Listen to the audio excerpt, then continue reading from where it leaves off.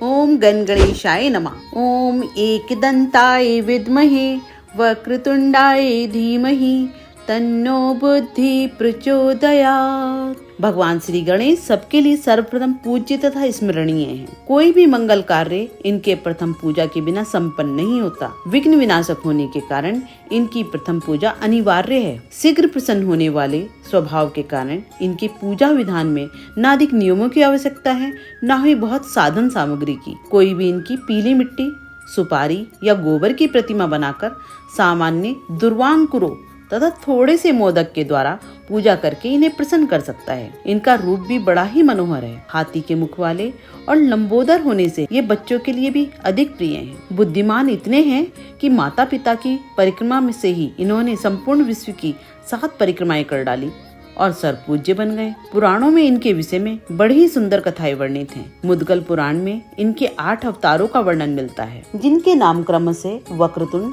एकदंत, महोदर, गजानन, लंबोदर, विकट, विघ्नराज तथा धूम्रवर्ण है। इनके अलग अलग वाहनों का भी परिचय मिलता है। आप सभी श्रोताओं का माँ की धरोहर चैनल पर स्वागत है। आज मैं आपको भगवान गणेश जी की संक्षिप्त कहानियों में भगवान गणेश के एक दंतावतार रूप की कहानी सुनाने जा रही हूँ। एक दंतावतारौ वै देहिनां ब्रह्मधारके मदासुरस्य हंता सा आखुवा नगे स्मृते। भगवान गणेश का एक दंतावतार देही ब्रह्म का धारक है। वह मदासुर का वध करने वाला है।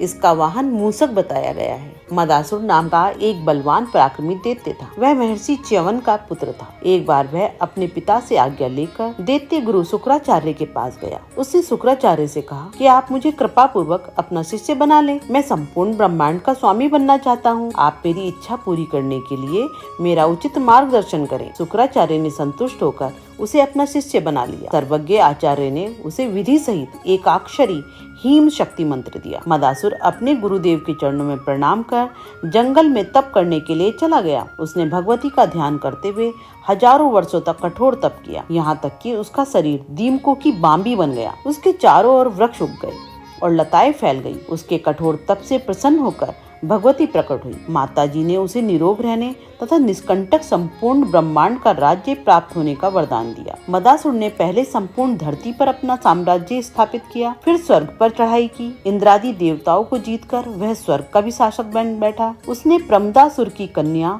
सालसा से विवाह किया। उससे 3 पुत्र हुए। उसने शूलपाणी भगवान शिव को भी पराजित कर दिया। सर्वत्र असुरों का क्रूरतम शासन चलने लगा। पृथ्वी पर समस्त धर्म कर्म लुप्त हो गए। देवताओं एवं मुनियों के दुख की सीमा न रही।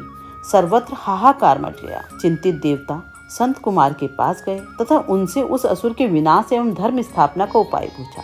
संत कुमार ने कहा, देवगण, आप लोग श्रद्धा भक्ति पूर्वक भगवान एक दंत की उपासना करें। वे संतुष्ट होकर अवश्य ही आप लोगों का मनोरथ पूर्ण करेंगे। महर्षि के उपदेशानुसार देवगण एक दंत की उपासना करने लगे। तपस्या के 100 वर्ष पूरे होने पर मूषक वाहन भगवान एक दंत प्रकट हुए तथा वर मांगने के लिए कहा। देवताओं ने निवेदन किया, प्रभु, मदासुर के शासन में देवगण स्थान भ्रष्ट और मुनिगण कर्म भ्रष्ट हो गए हैं। आप हमें इस कष्ट से मुक्ति दिलाकर अपनी भक्ति प्रदान करें।